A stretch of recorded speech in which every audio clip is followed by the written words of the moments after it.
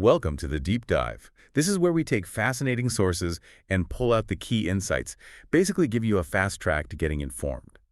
Today we're heading back, way back to ancient China. We're looking at this incredible story of farming innovation that really underpinned an empire. Our focus is the Guanzhong Basin. Think of it as the historical heartland, especially for the Han Dynasty. Exactly. It wasn't just the political center with the capital, Chang'an. It was a crucial agricultural zone. And what's really exciting is how it's also like a climate archive. A climate archive, okay. And we're digging into this through a specific study. That's right. There's a recent paper in the journal Katena. They've used some pretty advanced science on, well, ancient millet grains. It gives us this tangible link, to how people farmed from the late Neolithic all the way through to the Han Dynasty. Okay, millet grains. So the Guanzhong Basin, engine room of early China, Han Dynasty capital Chang'an there. And you're saying this study uses stable isotopes? That sounds technical. It does a bit, but the concept is quite neat, actually. Think of stable isotopes in this case, carbon, specifically 13C, and nitrogen, D15N, as tiny fingerprints left by the environment inside the plant as it grew. Fingerprints, okay. Yeah, by looking at the ratio of these isotopes in the millet, scientists can figure out things about the growing conditions, like how much water was around and how fertile the soil was. Wow, so these microscopic clues can tell a huge story about farming evolving over, what, thousands of years? Precisely. The researchers looked at millet from way back in the late Neolithic, around 3600 BCE, right up to the end of the Han Dynasty, about 220 AD. And they studied the two main types, common millet and foxtail millet. These were absolute staples in northern China back then. Got it. So what's the main goal here? What are we really trying to uncover in this deep dive today? The core mission, really, is to see how millet farming changed, how it adapted, especially dealing with things like climate shifts and, the constant problem of soil getting depleted. And the Han Dynasty is super interesting here because we know from history it was a time of big agricultural advances. This study gives us, direct scientific proof of what was happening on the ground. Okay, now this is where I get curious. How on earth did they get this ancient millet? Are we talking about digging up individual tiny grains? Well, for the Han period, they had this amazing source, pottery models of granaries, little models people put in tombs. These models were actually filled with real millet grains, and because they were sealed up in tombs that archaeologists can date accurately, well, it's like a perfectly preserved snapshot of their harvests. Miniature granaries full of actual grain from 2,000 years ago. That's incredible. It really is. So how much data are we talking about? Was it just a few grains? No, it was pretty substantial. They gathered 104 isotope measurements from millet across that whole time span, late Neolithic to Han, all from that key Guanzhong Basin area. The Neolithic stuff came from a site called Jingwen, and the Han samples were from 4 different tomb sites: Longzhaokun, 2002 CSX, 2008 XJG, and Sanyokun. Okay, so comparing the signatures, those isotope fingerprints from different times and places within the basin. That's the idea, and stable isotope analysis is the key. So just to recap, carbon isotopes, the 213C, tell us mainly about water use efficiency. Right. While the nitrogen isotopes, A15N, are more about soil nutrients. Crucially, they can indicate if fertilizers were being added. Okay, let's dig into the soil first then. What did the nitrogen isotopes reveal about fertility changes? Was there a difference between the Neolithic and the Han? Oh, a big difference. This is one of the standout findings. There was a really significant jump in the Ni15N values in both common and foxtail millet during the Han Dynasty compared to the earlier Neolithic samples. A jump? How big are we talking? Pretty substantial. About a 6.5 per mil increase for common millet and 2.7 per mil for foxtail millet. That's quite a leap in isotopic terms. Wow. And what does that leap actually mean in terms of farming practices? Well, it strongly suggests Han Dynasty farmers were using much more intensive fertilization methods. They were actively adding nitrogen-rich stuff to their fields to boost crops. It wasn't just background levels anymore. Okay, so it's not just a guess based on the science alone. Right. Do we have other evidence, like historical records, that points the same way? Absolutely. It lines up really well. Han Dynasty historical texts talk quite a bit about agricultural improvements, especially managing farmland better. For instance, we see an expansion of raising domestic animals, particularly pigs, right down to the household level. More pigs mean, well, more manure available for fertilizer. Right. More readily available fertilizer. Makes sense. And it seems quite deliberate. Archaeologists find these pottery models of farmyards and tombs, and often the latrine and the pigsty are built right next to each other. Oh, interesting. Like an early integrated waste management system. Kind of, yeah. It suggests they were collecting and composting human and animal waste together to make a really potent fertilizer. There's even an agricultural text from the time, the Book of Fan Shengzi, that praises this well-decomposed manure from the pigsty. So they knew composting was effective. Were they using other things besides manure? Seems like it. The records mention a whole range of things compared to earlier periods. Plant ashes, nutrient-rich mud, dredged from rivers. The Jing River mud was apparently famous for its fertility, even waste from silkworm farming, like their manure and shed skins. Silkworm waste, that's specific. Yeah, texts like the Book of Han mention these things, and that Book of Fan Shengzi, again, it actually describes different ways to compost and apply these materials. They were clearly experimenting and diversifying their fertilizers. It really sounds like a developing science of soil enrichment.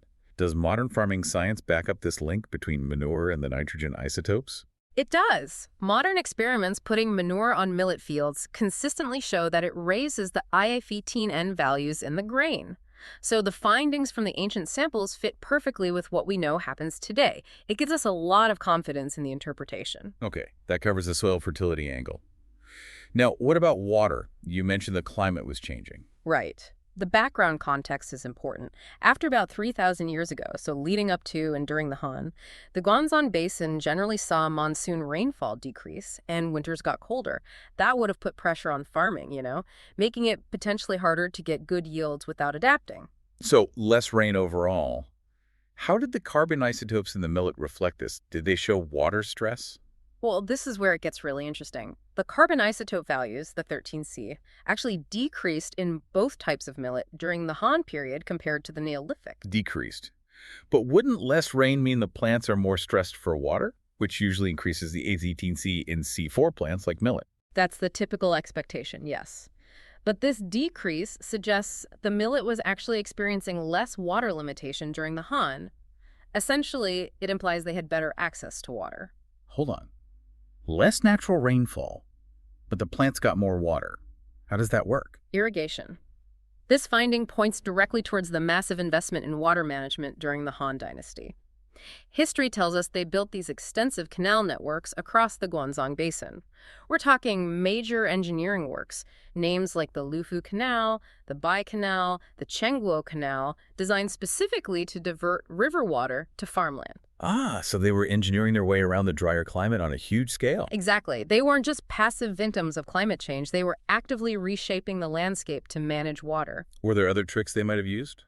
Besides canals? Potentially, yes. The study mentions evidence for new cropping patterns, maybe designed to conserve soil moisture. And also, remember all that fertilizer they were adding? More organic matter in the soil from manure and compost actually helps the soil hold on to water better. So the fertilization itself might have indirectly helped with water availability, influencing those carbon isotopes too. It's all kind of connected. It sounds like a complex picture. The study does add a note of caution about interpreting the carbon isotopes in millet, though, doesn't it? Yes, that's a fair point they make. Millet is what's called a C4 plant, and its response to water availability in terms of a 13C isn't always straightforward. It's more water efficient to begin with. So reading water conditions just from millet isotopes can be tricky. The authors are clear about that and say we really need studies on C3 crops from the same period, things like wheat, to get a fuller understanding of Han water management. Right, so we have intensive fertilization, massive irrigation projects. This paints a picture of agriculture under serious pressure, doesn't it?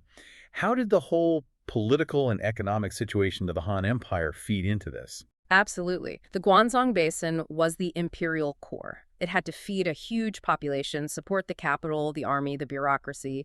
The pressure to maximize agricultural output must have been immense. Improving yields through better fertilization and reliable irrigation wasn't just nice to have. It was probably essential for the state's survival and stability. And the tombs where they found this millet, who were these people? Average farmers? Probably not. The researchers suggest these tombs likely belong to the landlord class or local elites. And why is that significant? Because under the Han taxation system, which relied heavily on agricultural output, these elites had a very direct financial incentive to boost yields on their land as much as possible.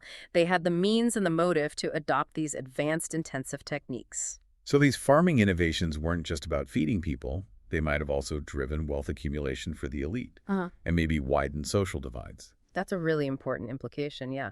Success in agriculture, using these more intensive methods, likely translated into wealth and status. It could well have contributed to growing social stratification within Han society. The study uses this phrase, soil memory. I like that. Mhm. What do they mean by that in relation to the isotope data? It's a great phrase, isn't it? It refers to how that nitrogen isotope signature, that elevated 15 from fertilization, gets locked into the plants and by extension into the archaeological record. It's like the soil itself remembers the human actions, the intensive farming. So the millet grains themselves become a kind of historical document written in chemistry. Exactly. And it's a different kind of document than, say, a written text. Texts might tell you about ideal practices or government decrees. The isotopes arguably tell you about what was actually happening day to day, season after season, embedded in the farming system. These ancient crops are like little archives holding records of human ingenuity, trial and error, and how farming knowledge was passed down. So thinking ahead now, what are the big takeaways here, and where does the research go next? Well, the big takeaway is clear evidence, direct isotopic evidence, showing that Han Dynasty farmers in this crucial region made major leaps in managing both soil fertility through intense fertilization and water resources through large-scale irrigation. It really backs up the historical picture of the Han as a period of significant agricultural innovation, likely driven by both population pressure and environmental change. And what gaps remain? What do researchers want to look at now? They definitely point to needing more isotope data from C3 crops like wheat to get that clearer picture of water management across the board. They also sort of hint that the Han innovations might represent a real agricultural revolution, perhaps following instability in earlier periods. But we need more data from those preceding times to really track that transition fully. And, while this study focuses on the Guanzhong Basin, the researchers stress that understanding how these intensive practices developed and spread across wider areas and longer timescales in China is still a major goal for archaeology. Intensive farming was clearly vital for China's long-lasting dynasties, but we're still piecing together exactly how it unfolded. Okay, so summing up our deep dive. We've seen through this ancient millet how Han Dynasty farmers weren't just passively farming, they were actively, skillfully adapting. They intensified fertilization and engineered massive irrigation systems, responding to both climate shifts and the demands of their empire. It's quite a story of resilience and ingenuity. It really is, and it's a fantastic example of how combining different fields, archaeology, history, isotope science, can give us such a richer, more nuanced view of the past. Which brings us to a final thought for you, the listener. Thinking about these early, sophisticated agricultural techniques in the Guanzhong Basin, how might they have set the stage for later farming practices and even social structures across China? And perhaps more broadly, what lessons can we take from this very long view of human ingenuity and adaptation in the face of environmental challenges? It's a place to ponder, definitely. If you found this deep dive interesting, do look up the original study. There's always more to explore.